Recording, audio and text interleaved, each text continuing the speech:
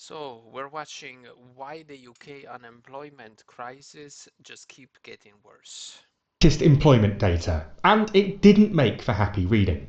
According to the ONS, between August and September, the number of payroll employees in the UK fell by 32,000, far higher than the 3,000 or so analysts expected, and taking the UK's overall unemployment rate to 5%.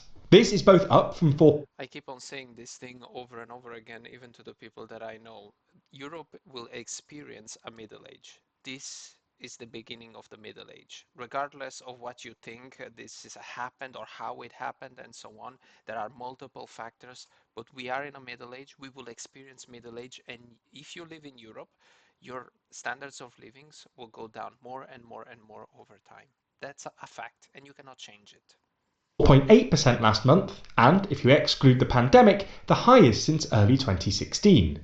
So in this video, we're going to take another look at the UK's worsening unemployment crisis, and why it might be even worse for the Labour government than you think. This guy, Keir Starmer, total, I mean, how could you vote for that? Total limp dick, you know?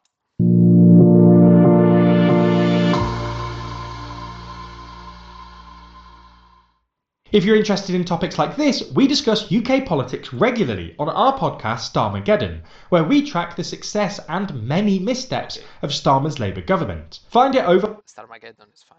on the TLDR podcast YouTube channel or in your favourite podcast app. So let's just start with a deep dive into the data. As we just mentioned, in September, the UK economy apparently shed 32,000 jobs, taking the unemployment rate to 5%. This means that in the 12 months to September, the UK economy has apparently shed 117,000 jobs. Interestingly, the recent increase in unemployment has been exclusively driven by men. The unemployment rate for women has actually held steady since April, while the unemployment rate for men has risen by 0.7% in the same period. I wonder why. Maybe there is like a, maybe there is like a war, made on them.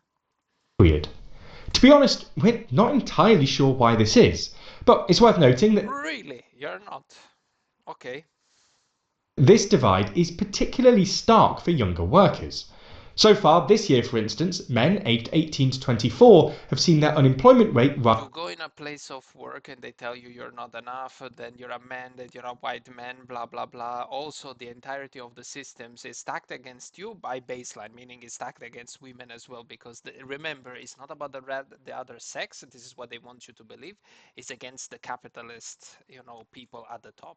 This is they just create dissent between you two, but it's actually you on the working class against them. But you will never, people will never realize that. Rise from 13.8% to 15%, while women in the same age bracket have seen theirs fall from 11.9% to 10.1%. Now, to be fair to Labour, this isn't entirely their fault, and the UK's unemployment has now been rising relatively steadily since the middle of 2022. Nonetheless, things have apparently accelerated since Labour took office. The overall unemployment rate rose by 0.6% in the 2 years between September 2022 and September 2024, but has now risen by another 0.7% in just the year since. Nor does it look like it's going to be easy for the thousands of new job seekers to find a new job. The number of vacancies has fallen steadily since the pandemic and is now at its lowest number since mid-2015, again if you exclude the pandemic. Furthermore, there's been some suggestion that the official unemployment rate understates the real scale of joblessness in the UK. This is because the official unemployment data only counts those people who are looking for but failing to find work, and thus ignores the millions more people who are economically inactive. There are always going to be some people who are economically inactive, simply by virtue of their age, but the UK has seen a remarkably steep increase in the number of working age adults claiming to be economically inactive, largely because more people are. Again, keep in mind this is a situation that will keep on getting worse every time. That will just keep on getting worse. You cannot save yourself from this. It's a fact. Just keep that in mind. Are claiming sickness benefits, i.e. claiming to be too ill to work. Having Yeah, for fallen sure. steadily for the preceding 15 years, since the pandemic, the number of people claiming sickness benefit has risen rapidly, reaching 3.2 million in 2024. Quite a lot of this has been driven by young people, with record numbers of 16 to 24-year-olds claiming some sort of long-term sickness benefit. And more people, again, especially young people, And again, why would you not do that? The state allows you to do it. Why would you not do that? Also, to what? Go inside of a system that then tries to screw you over and over again, or that makes you do a job that you hate for the entirety of life, and it's the only job you can find because AI is taking over the rest of the jobs. Why would you not? Who cares? They claiming to built have it. debilitating depression or anxiety-related disorders.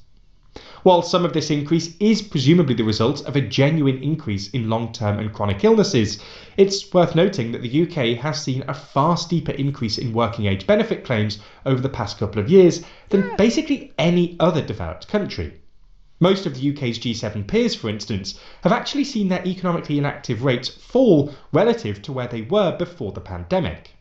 The only other G7 country to experience an increase has been the US, although this is at least in part because, thanks to a relative lack of public or affordable healthcare, more Americans have to quit work due to illness or to care for ill family members.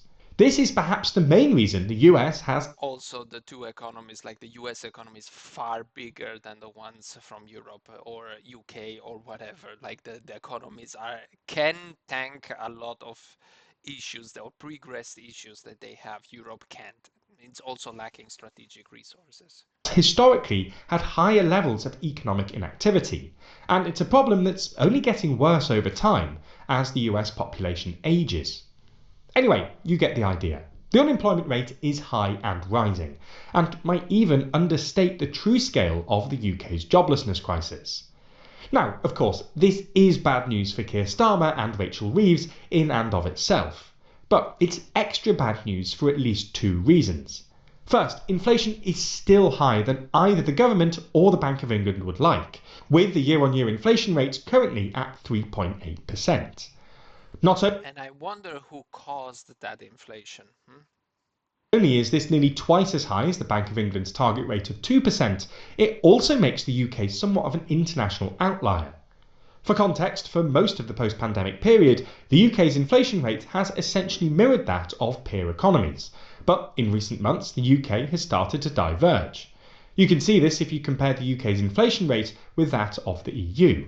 The two lines basically track one another until the beginning of 2025, when inflation picks up in the UK but remains around the 2% target in the EU. The UK currently even has higher inflation than the US. I can tell you this is not true. I live in Germany and the prices of goods have skyrocketed as well. I don't know where they're taking those things, but not really on real life because grocery shopping in Germany has tripled since COVID. Not even tripled. I think it went up by 5 times. It's crazy. Despite the presumed inflationary impact of Trump's tariffs. Anyway, this is extra bad because it makes the Bank of England less likely to cut interest rates in the future, or at least cut them as fast as they would otherwise. This is because while lower interest rates would probably help bring down the unemployment rate, they would also risk stoking inflation when it's already too high.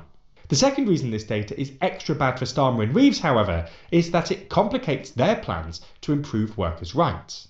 For context, back in October No, no, they don't want to improve workers. Like, who says that? So bullshit. What the? No, definitely that's not their goal. 2024, the government published their new Employment Rights Bill, which aims to make good on a number of Labour's manifesto promises, and is currently going through Parliament. This bill essentially creates a number of new protections for workers, including a number of measures making it harder Do you really believe this thing? I don't.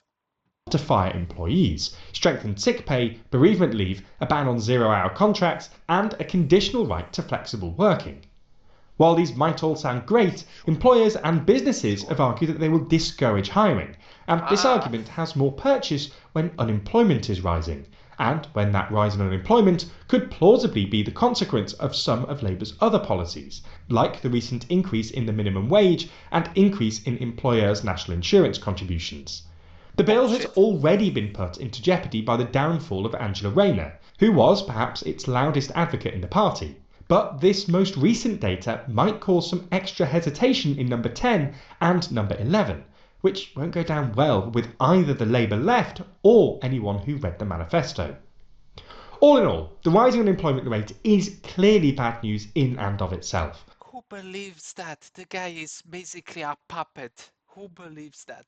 But it's extra bad news for the current government because it's unlikely to be relieved via rate cuts and it interacts in uncomfortable ways with their ongoing plans to strengthen workers' rights. By now, you've probably heard all about this story online, but depending where you read about it, you might have heard a completely different side to the story. So, how are you supposed to know what's real and what's being fabricated by one side or the other? Well, this week we're lucky enough to be sponsored by Ground News, who are experts at helping you rethink how you consume media online. Their website and app. Whatever. It's all bullshit. It's all bullshit.